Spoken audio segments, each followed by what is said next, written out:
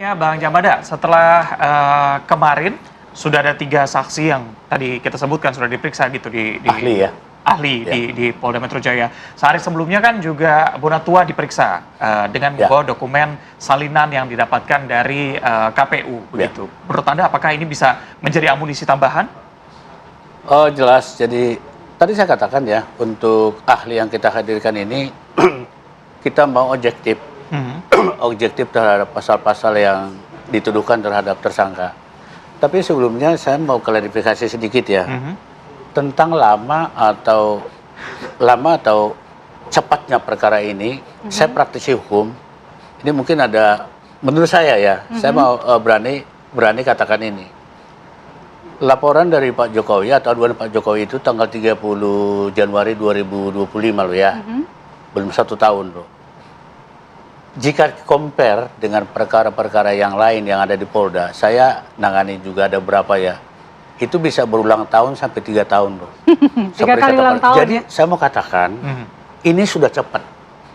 Jadi kalau ada yang mengatakan, itu berarti bukan praktisi hukum. Jujur aja. Saya di Kamnek juga, ya tidak sebut itunya ya, di Ranmor juga ada, di yang lain juga ada. Itu sampai bisa 3 kali ulang tahun, bisa 3 kali lebaran loh. Belum gelar perkara. Jadi saya mau kelirik. Nah kita semua praktisi hukum agar masyarakat juga tidak terhasut oleh, kok lama banget gitu. Ini termasuk udah argo kuda menurut saya. Argo kuda itu udah cepet banget gitu. Nah terkait yang tadi, yang ahli yang tadi, tujuan kita adalah agar objektif gitu loh. Ya kita panggil, kita usulkan Pak Ugrosono, karena dia pengalaman sekali kan di bidang kepolisian dan hukum acara pidana. Apa sih sebenarnya yang salah di sini? Pasalnya ini apakah sesuai atau tidak gitu loh. Itu dari Pak Ugro.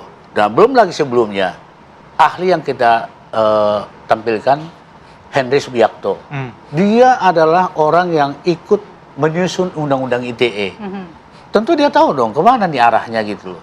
Dia juga mengatakan pasal ini tidak sesuai diterapkan kepada yang 3 RRT khususnya. Tapi terkait yang salinan ijazah dari Bang Bonatua itu gimana Bang? Oh iya pasti, tadi saya katakan itu ya jauh-jauh sebelumnya, 3 bulan lalu saya katakan juga di sini, KIP dengan Polda itu paralel.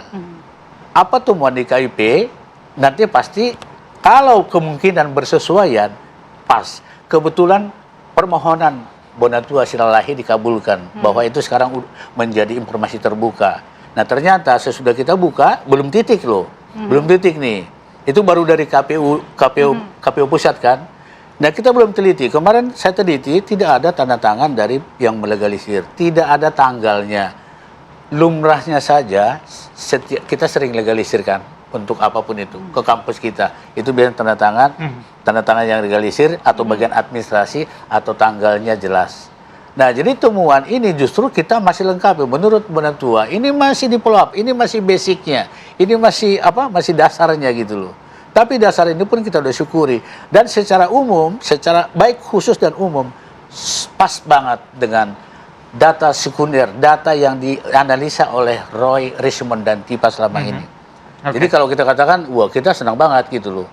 Tapi ya senang dalam arti ilmiah ya. Kami tetap berkata kami ini kuasa hukum Roy, Richmond dan Tipa tetap basicnya adalah scientific, nggak ada yang lain. Oleh sebab itu kita tetap tegakkan ilmiahnya gitu loh ya. Begitu. Baik, Mas Yakub, ini kan yang diterima mereka adalah salinan dari KPU RI begitu ya. Yang sebelumnya juga pasti digunakan dalam pemilihan wali kota Solo dan juga di Jakarta sebagai calon gubernur saat itu. Kalau misalnya memang semuanya tadi sempat dikatakan juga sama dan paralel, menurut Anda apakah memang sebelumnya tidak gugur begitu ketika memang sesuai dengan tuduhan mereka kalau misalnya ijazahnya palsu begitu? Apakah seharusnya sudah gugur di awal kan? Kalau kami melihatnya justru Mas, ini justru menguatkan pihak Pak Jokowi. Kenapa? Ini membuktikan bahwa Pak Jokowi melengkapi semua persyaratan ketika beliau menjadi kepala daerah ke KPU. Dari KPU Solo juga ternyata dulu kalau tidak salah juga Bang Bonatua dan Mas Roy juga sempat mendapatkan dari KPU Solo. Sekarang dari KPU RI. Dan dinyatakan dilihat menurut mereka, oh mirip, nggak jauh beda. Gitu kan. Ya berarti justru membuktikan bahwa lengkap semua dokumennya. Dan justru kemarin saya juga ada di satu TV juga dengan Pak Bonatua, beliau juga mengatakan bahwa setelah ini masih ada proses-proses, yaitu autentifikasi dulu. Mereka akan menanyakan apakah beliau harus melihat dulu, baru beliau bisa menentukan apakah menurut beliau asli atau palsu. Nah ini justru baru peneliti yang menurut kami benar. Beliau belum bisa menyatakan asli palsu karena beliau mengatakan belum lihat. Saya baru terima salinan, saya harus lihat dulu aslinya. Ketika saya lihat, baru saya bandingkan dan baru saya tanya juga ke UGM dan sebagainya. Nah itu menurut kami justru itulah proses-proses penelitian yang seharusnya. Dan itu kami sama sekali tidak masalah. Menurut kami itu hak. Beliau juga mendapatkan dari KIP berdasarkan suatu permohonan yang beliau sampaikan, ada sidangnya juga. Dan itu ya silahkan saja kami mengikuti, walaupun kami bukan pihak. Jadi kembali lagi kalau memang itu sudah diputuskan oleh KIP, salinan yang diberikan, kami menghormati. Tapi apakah itu akan merubah atau akan berdampak pada proses hukum yang berjalan? Menurut kami tidak. Oke, Pak Ari, apakah benar ini tidak akan banyak berdampak terhadap proses hukum yang berjalan, salinan ijazah yang kemudian dikeluarkan ini? Menurut saya tidak, karena apa? Kalau yang diproses di Polda Metro itu kan laporannya Pak Jokowi. Nah, berarti beliau akan menerima apa kaitannya dengan tuduhan itu aja yang mau dibuktikan.